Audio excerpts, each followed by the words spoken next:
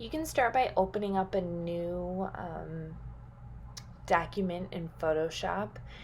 I am going to do a custom 20 inch by 20 inch 300 resolution because I actually took my photos in square format, so do whatever works for you. I'm going to open up my folder that says step motion, and I'm just going to drag all those photos into Photoshop, and you'll see up at the top here I'm just checking the box, and this is going to allow me to go through all my photos, make sure they're in the correct order.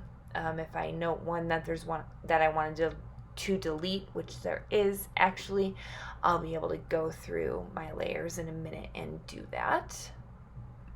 After I get all my photos in here, I'm going to go to File, Save As, title this, I'm just going to call it Sample, or Step Motion Demo, actually, is what I ended up calling it. Click OK, save that Photoshop file, which is a PSD. Then I'm going to actually go through layer by layer. There's one with my hand. You see my finger in it. I'm going to delete that. But I'm going to go through layer by layer and check all of my photos. Just make sure they're right. This is kind of my second time to go through that. Again, delete ones I don't want. And you can also play around with each layer if you want to do anything to the photo, add text or other things, you can do that at this time. So I'm actually going to add a title slide, and I want to duplicate an existing slide. So I'm going to duplicate one and then drag it down to the bottom, so it's actually my first slide. So you'll see me do this here. I'm going to drag that in, title that just hello, so I know it's slide number 1. Click the I so I can see it. I'm going to add text here and just show you how you can add a text title slide if you want to.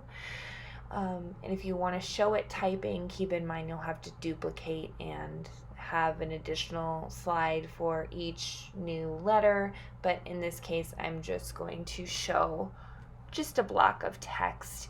Then I'm going to select those two layers and merge that so those are flattened, so when I pull that into the timeline, I'm going to delete that white layer I had in there too, and then continue going through my process of going layer by layer.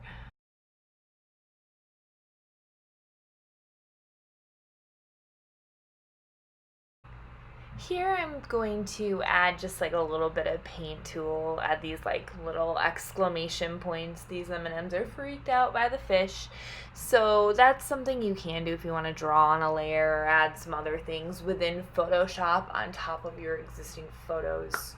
Definitely go for that.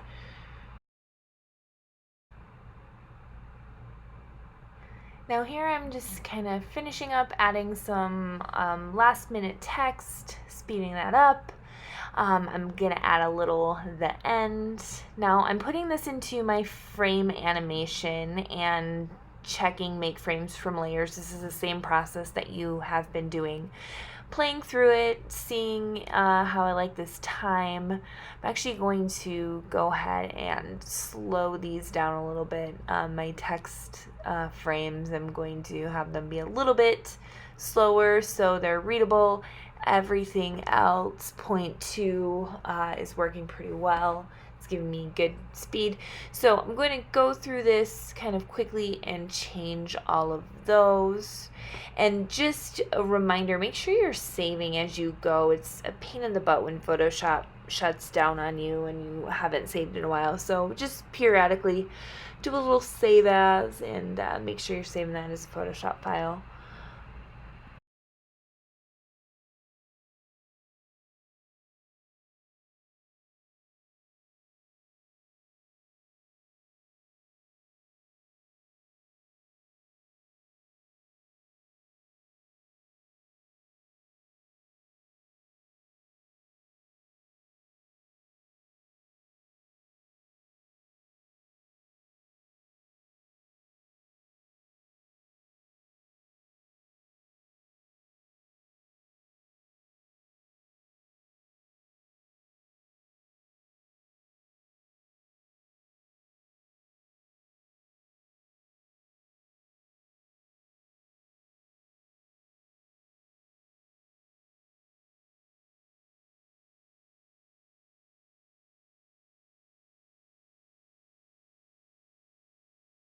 Now the process to save this will be the same. You'll just go to File, Export, Save for Web.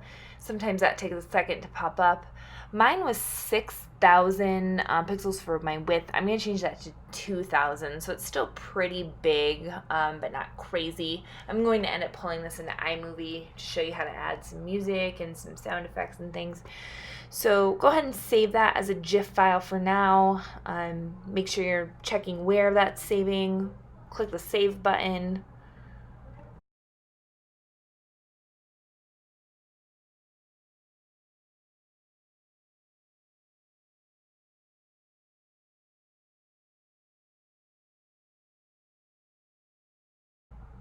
And then from here, I'll just show you, if you double click it, it'll open in preview, which you'll see all of the different layers.